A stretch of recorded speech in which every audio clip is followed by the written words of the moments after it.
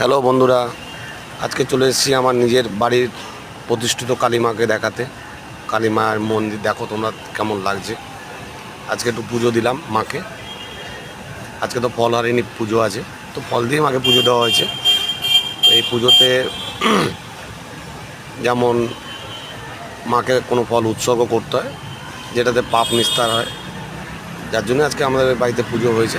দেখো তোমরা কেমন লাগছে, আমার মাকে কীরকম লাগছে। এটা আমাদের বাড়ির বংশ পরম্পরায় পুজো হয়।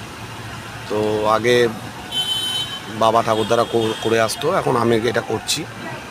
এই পুজো হয় পৌষকালী পুজো, মানে পৌষ মাসের যে কোনো শনিবার দেখে পুজো করা হয়। হ্যাঁ, তো দেখো তোমরা কেমন লাগছে। ভালো লাগলে অবশ্যই লাইক কমেন্ট করো, সাবস্ক্রাইব করো। মাকে অবশ্যই প্রণাম জানিও। সবার জন্য খুব ভালো থাকে, সবাই যেন খুব সুস্থ থাকো, এটাই মায়ের কাছে কামনা করি।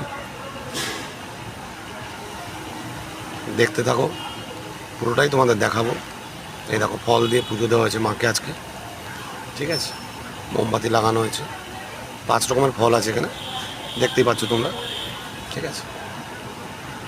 তো ওই ফল দিয়ে পুজো দেওয়া হয় মাকে। তো কেমন লাগলো বন্ধুরা বলো।